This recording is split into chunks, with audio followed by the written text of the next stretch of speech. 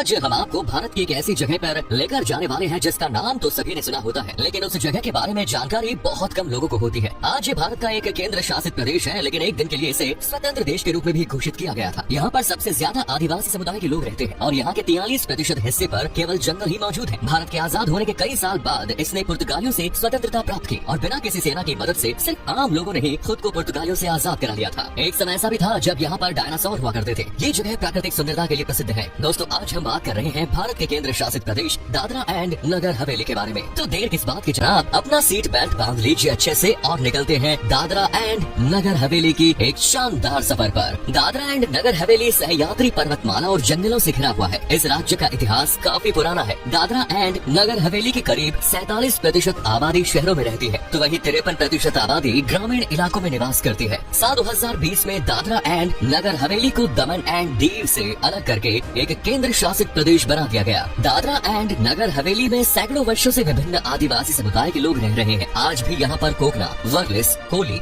धूड़िया, कठोरी, कोलघास, नायक और दुबलास जैसी जनजातियों के लोग निवास करते हैं। सैकड़ों साल पहले कोली समुदाय के लोगों को हराकर राजपूतों ने यहाँ पर कब्जा कर लिया और उसके मराठाओं ने यहाँ पर शासन किया। लेकिन सन 1779 में जब मराठा कमजोर होने लगे और अंग्रेज, पुर्तगाली जैसे यूरोपीय देशों को वर्चस्व भारत में बढ़ने लगा, तो पेशवा माधव राव ने पुर्तगालियों के साथ एक संधि साइन की, जिसमें दादरा एंड नगर हवेली के करीब 79 गांव पुर्तगालियों को सौंप दिए गए और इस तरह दादरा एंड नगर हवेली पर पुर्तगालियों ने शासन करना शुरू कर दिया। भारत देश को ब्रिटिशर्स से भले ही 15 अगस्त सन 1947 को आजादी मिल गई थी, लेकिन Dadra and Nagar Haveli, Daman and Diu और गोवा जैसी जगह पर आजादी के बाद भी लंबे समय तक पुर्तगालियों ने कब्जा किया। लेकिन देश के आजाद होने के बाद दादरा एंड नगर हवेली के लोग भी आजादी की मांग करने लगे। स्वतंत्रता के लिए संघर्ष शुरू हो गए। कई संगठनों ने साथ मिलकर दादरा एंड नगर हवेली की आजादी की लड़ाई लड़ी। 22 जुलाई सन 1954 को पहली बार प्रदेश में तिरंगा लहराया गया। 28 जुलाई 1954 को तय हो गया जल्द ही दादरा एंड नगर हवेली को स्वतंत्र कर दिया जाएगा। 29 जुलाई को स्वतंत्र नारोली ग्राम पंचायत की स्थापना की गई और 2 अगस्त 1954 के दिन आखिरकार दादरा एंड नगर हवेली के लोगों ने आजादी का नया सूरज उगते हुए देखा। दादरा एंड नगर हवेली की जनसंख्या 3,78,000 के आसपास है। डेंसिटी पॉपुलेशन की बात करें तो करीब 700 लोग प्रति वर्ग किलोमीटर एरिया में यहाँ पर रहते हैं। यहाँ पर बहुत अधिक भीड़ भाड़ भी नहीं देखने को मिलती,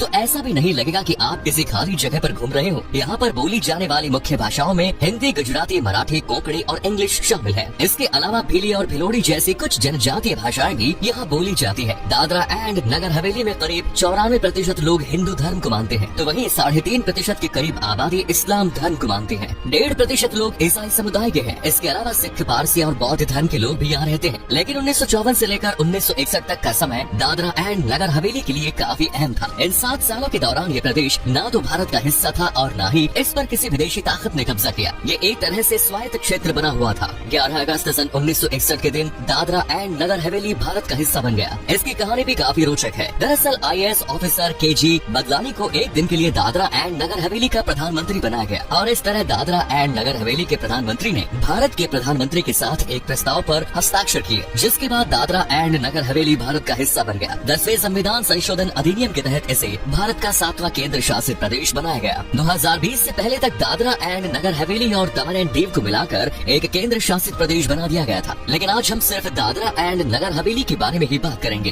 2020 से पहले तक सिलवासा को दोनों प्रदेश की राजधानी होने का गौरव प्राप्त था। इस शहर को भारत सरकार के साउथ स्मार्ट सिटी मिशन में भी शामिल किया गया है, लेकिन दमन एंड दीव इससे अलग होने के बाद अब दमन को दमन एंड दीव प्रदेश की राजधानी होने का दर्जा प्राप्त है। आपको बता दें कि दादरा एंड नगर हवेली में कोई भी गवर्नर या उप गवर्नर नहीं होता, बल्कि केंद्र सरकार द्वारा एक एडमिनिस्ट्रेटर नियुक्त किया जाता है जो प्रशासन का काम संभालता है। फिलहाल प्रफुल्ल खोता पटेल दादरा एंड नगर हवेली और दमन एंड दीव के एडमिनिस्ट्रेटर का पदभार संभाले हुए हैं। दोस्तों, दादरा एंड नगर हवेली के पास खुद का कोई समुद्री तट नहीं है। ये प्रदेश गुजरात और महाराष्ट्र की सीमा के पास मौजूद है और इन दोनों ही राज्यों के साथ अपने बॉर्डर्स शेयर करता है। गुजरात में ये वलसाड से इसकी सीमा शुरू होती है और महाराष्ट्र में ठाणे और नासिक के करीब